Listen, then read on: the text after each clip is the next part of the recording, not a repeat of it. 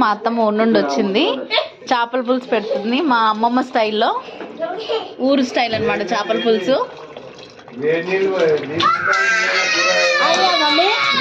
వేసినప్పుడు నూనె పోసినాము. ఇప్పుడు దీంట్లో ఏమేమి వేసినాం అత్తమ్మ? జీలకర్ర, నూనె తర్వాత మెంతులు తర్వాత జీలకర్ర తర్వాత పులుసు వచ్చినాక ఉప్పు కారం, మనకు కేజీ బట్టి కారం వేయాలి. అదే చేపలు ఎంత కారపొడి. ఇప్పుడు అన్ని నీళ్ళ చింతపండు పులుసు పిసికేసిన తర్వాత కారపొడి 2 కిలోలు అత్తమ్మ, 2 కిలోలు అనుకో, ఇక అది లెక్క. అది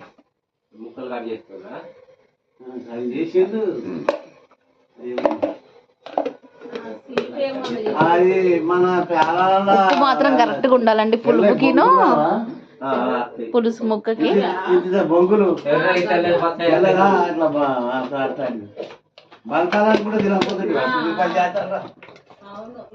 ఉప్పు కారం చెప్పద్దమ్మా.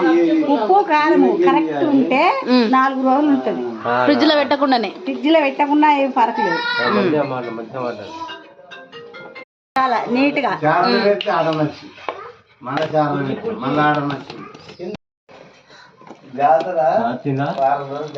పులుసు గంటకి అంటారు.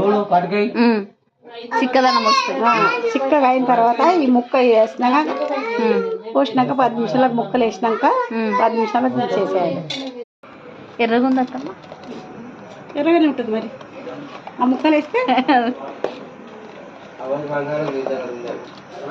నూనె కూడా సరిపోతుంది కదా. ఎక్కువ పుల్లగా వాసన రావాలి, పుల్లగా వస్తే బాగుంది.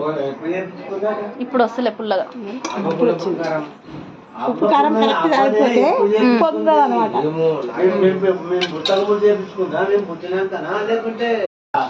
ఇవి చేతి గాలు లేవు, అవి లేవు, ఇవి లేవు అని అప్పటికాడు చేతి గాలు తీసుకొని దగ్గర దాచిపెట్టుకోవాలి.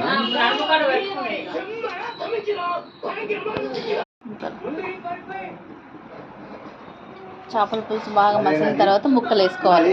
నిన్న వాళ్ళు శేఖర్ గారికి ఫోన్ చేసిండు,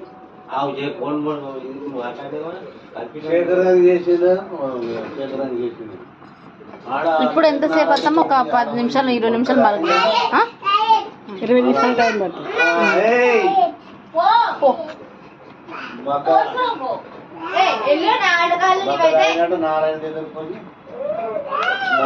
సర్టిఫికెట్ కావాలి, అబ్బాయికి డెత్ సర్టిఫికెట్ కావాలి.